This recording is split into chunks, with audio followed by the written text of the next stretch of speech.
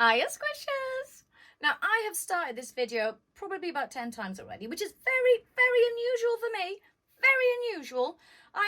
Yes, so here you go. Today I thought I would introduce myself because after our last chat under the stairs, which was on YouTube in big format, I thought, gosh, it's been like 8 years since I've been dying all this squish and I haven't properly introduced myself. Apart from saying, hiya, and that actually, I've never even talked to you about why any of this exists in the first place. Why? What? Why?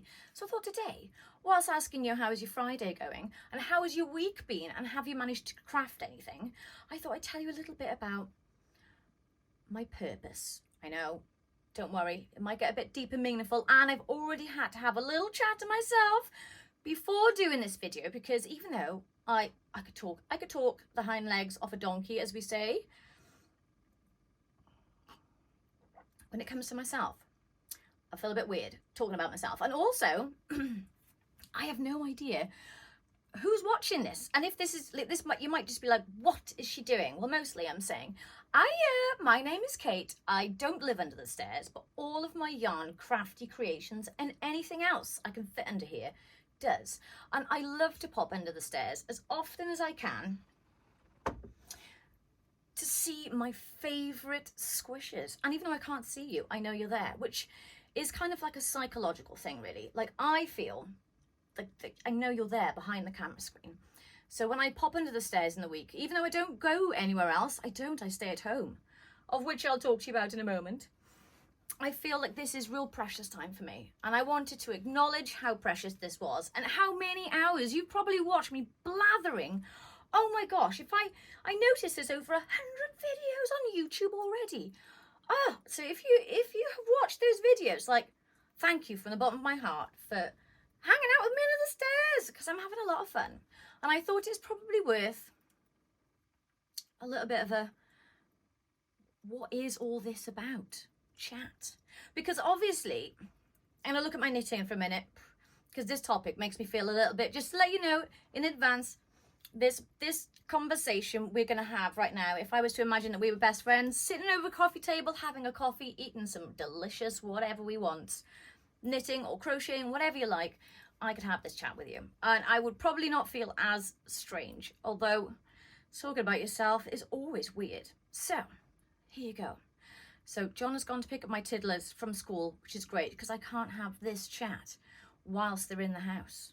No, because they're just too small. So my purpose, what is all this about? Well, I would largely say, more coffee. Oh gosh, look at me. It's quite complex and very close to my heart, and it means an awful lot to me, which is probably why I never really talk about it. However, what you see here is a legacy of a story I want to tell my children when I'm no longer here. So there you go. Even that, just telling you that makes me feel a little bit over emotional. So I'm going to keep myself together. So this year I'm turning 40. I can't believe I made it. Can't believe I made it. I'm turning 40, and that's a bit of a milestone for me. As my daughter, who's my oldest daughter, I've got two, Minnie and Tabby.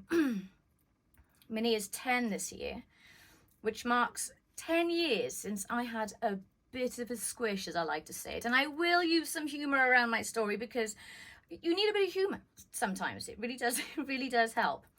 I managed to get myself into a big smash in the car when I was 6 months after having my first baby, which is Minnie.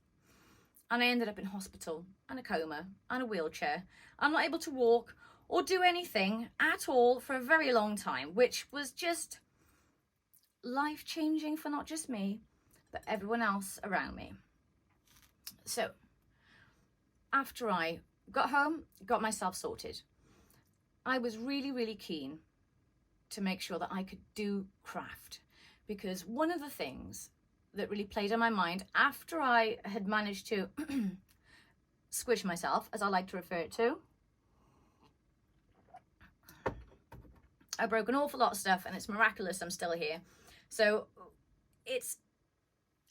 I'm grateful for the fact that my hands do what they do. I think that's this is a tribute to the fact that my body still allows me to express myself.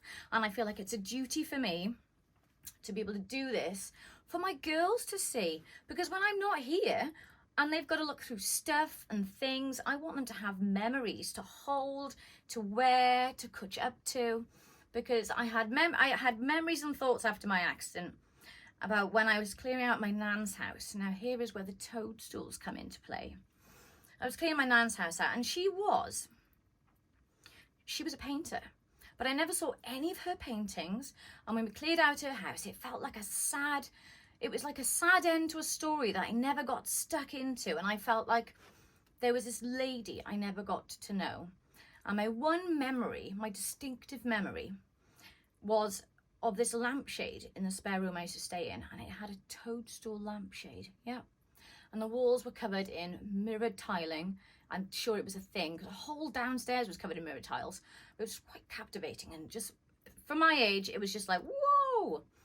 There was a toadstool lamp on the ceiling, so I actually still have that. That's one thing that I really cherished. I took that. I remember thinking how sad it was that I couldn't take anything that she'd made and take it home and tell her story to my children or to anybody else. There was like a story that I wasn't able to tell, a person I couldn't get to know, because there was nothing left behind. There was no breadcrumbs, there was no nothing. And anything that she did make wasn't finished. It was half broken, or it had got to the point where she was no longer able to paint as well. So it escaped her. So that was something that really affected how I recovered. And when I started to knit yarn was when I was in a wheelchair. So one of the things that stuck to me was the fact that I did not want to not be here and leave nothing behind for my children, because I couldn't believe that the story I had for my nan of, there was nothing there to collect, no stories to pass on, no visual story to tell, was going to be the same thing that would have happened to me. There would have been nothing to show my daughter, who would have grown up without knowing anything about me, who I was. So that's my purpose. My purpose is to show my girls that they can have fun and not be afraid of failing or getting it wrong, and keeping the precious things that you make, because that's one of the things that I really do hold very dear to my heart, is this yarn life. I class myself as a yarn dyer first. It is the roots of my creativity. It's the craft that I found when I couldn't do anything. I couldn't do anything for myself, like even washing the dishes. I never, you'll never hear me say this ever again, I've never wanted to be able to stand up on my own two legs and wash dishes so much in my whole life as to when I was confined to a wheelchair and I couldn't do anything. So recovery for me was about thinking about what life am I going to leave behind for my children. And I wanted them to be a huge part of it. I wanted them to be included in my life story, which is why this is going to be sounding really silly. The things that I like are when I make things and I surprise the girls. If the girls are impressed, I'm impressed. That's how it works in this house. If the girls like it, that's great. And I almost spend a lot of time making sure they see everything I make, because I want them to remember, oh my gosh, and Tabby has, and Minnie does, loads of stories of the times where we made things together, and that's what I want the memory to be. So my crafting life under the stairs is a little reflection, like, as I would definitely class myself, if you haven't noticed, I am a prolific maker of things. And that's because I feel grateful, extraordinarily grateful, to have had, on my 30th birthday, on my 30th year, I've had an extra 10 years, and I was really committed to making sure that I did something worthwhile for myself and my family with that time. So it's a really nice milestone for me to get to 40. I know I keep saying it, I just still feel very young. I understand what my mum and dad used to say when they say, oh, I still feel 20 or 30. I still just feel the same, but with lots of knowledge. So my journey with toadstools is my nan, and she appears everywhere. And something that was really interesting to me is I didn't know very much about my nan, and I didn't know very much about her when she was alive, but I have been told, and I never wore my hair like this before my accident, so that was also very fun. This has been a lot of, I love this, it's a lot of fun. Turns out there are photographs of my nan with her hair just like this. Yep. Couldn't even explain it. Never seen them before, didn't even know about it. And nobody did anybody else until they found some photographs. They were like, oh. So I kind of feel like I'm doing my family. I'm standing up for my family, the people in my family who've not had a chance to express themselves creatively. My mum never got a chance to really get anything for herself, and she was very creative, and my mum is very creative. So I feel like my knitting is my mum. I don't feel like it. My knitting is my mum.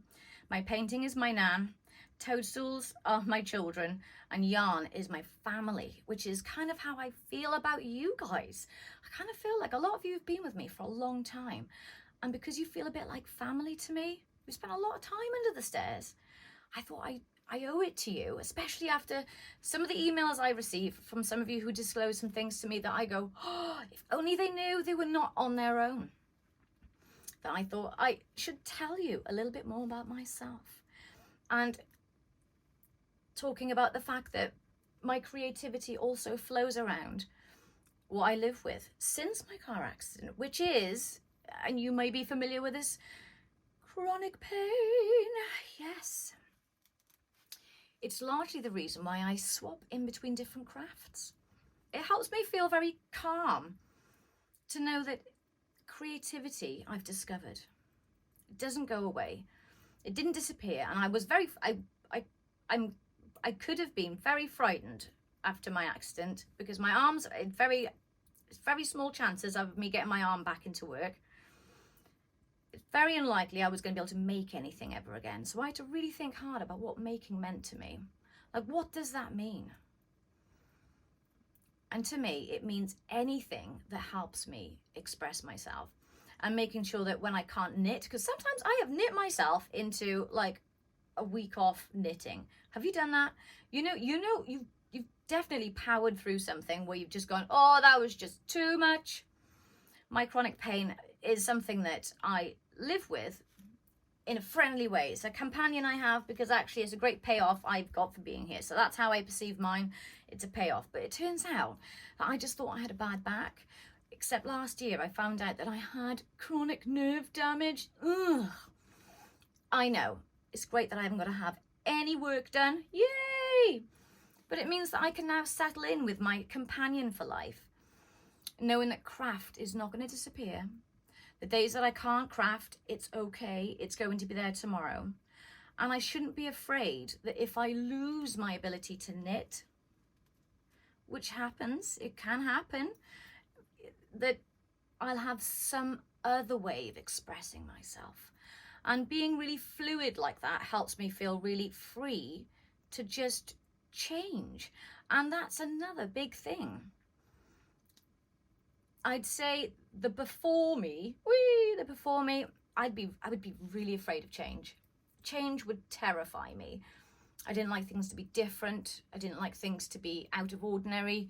So having my entire life turn upside down was very insightful. And I really paid attention to how much change can bring growth, newness, freshness. It can cause a whole new burst of life, seriously, and it's just given me a different framework to work from. So being able to change and adapt to my growing situations as a mum, I got 2 girls, as a wife, oh my gosh, I want to like make sure that me and John have time together because we both have a lot of strange hobbies, and also as a crafter. So the first thing that always takes a hit when I am feeling a little bit less than tip top is my crafting, and that's something I would definitely like to share with you. Some advice I'd say to you: if you find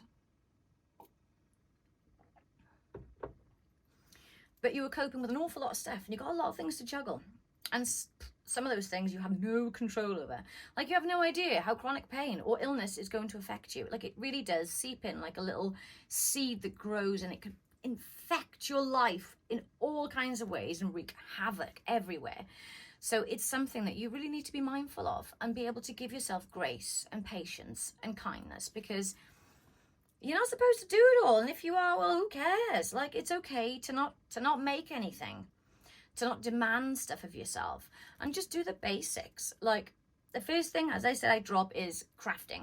So if I've had a week where I have done very little crafting, I've probably had a week where I have probably had to just focus on my main tasks, getting my squishing done, knowing that when I come back, this is all going to be waiting for me. And you are under the stairs. So that's what creativity's like. It's like me under the stairs. I'll be here if you need a little burst of energy or a little bit of entertainment, because obviously I do make myself look like a bit of a fool under the stairs sometimes, and I appreciate it. I don't do bloopers or edits, so I can understand that sometimes I just get very much off track. But creativity is something you should learn to love, embrace, and learn to give it a break and be kind to yourself and try anything. You know, I always liked the idea of being, I used to be a jeweler. See, I just did it there. I used to be a jeweler. I am a jewelry maker. I make jewelry. I dye yarn. Yarn is what I do mostly. I knit prolifically. I love it. Jewelry for myself. I love to just make things. I used to be a jeweler, and I used to class myself as a jeweler, and I felt very secure in the name jeweler. And it was great because I knew who I was, except I didn't know who I was creatively. I had no idea. I thought I did. And I really like to think that by 30, I just wanted to get it sealed. I wanted to know what I was doing so I could just get on. Turns out that's not how things work out. I had a lot to learn and a lot of things to discover along the way. And I have discovered that unless you try something, you don't know. You might be amazing at it. Seriously. You might be amazing. My daughter astounds me sometimes. Like, I make all this stuff here and the stuff that's in my living room. I make it all here in my home with my children, and they see all the stuff I make. They watch me make things, and I do that on purpose because Tabby will watch me make a toadstool, and she'll nip upstairs and do the same thing. And I was like, oh, wow, that's a lot of fun. So there you go, Squishers. I thought I'd share with you a little bit about my journey. My destination is going forward. I have no idea what it looks like, but it's going to be yarn filled. Oh my gosh, this year I've got so many ideas. But I thought I'd just have a proper chat because we've been friends for a long time. And I appreciate you. This space under the stairs means a lot more to me than I could ever tell you. So I thought the only way I could actually show you is to be a bit, yeah, this whole, yeah. You will never hear me chat about this again because this stuff makes me want to cry my eyes out. Oh my gosh. And before my tiddlers come home, I will end this video before they walk in and go, what are you talking about under the stairs? Because they do think this is very funny. Really, they do. I find it funny that they find it funny. But anyway, Squishers, thank you so much for dropping in. I will be here next week and I shall see you very soon. And don't forget, creativity changes all the time. And it needs a break sometimes, a bit like you. So don't be too hard on yourself because you really don't need to. Just enjoy it. And if you can't make anything right now, go and watch somebody else enjoy it. It actually works. I shall see you next time. Bye.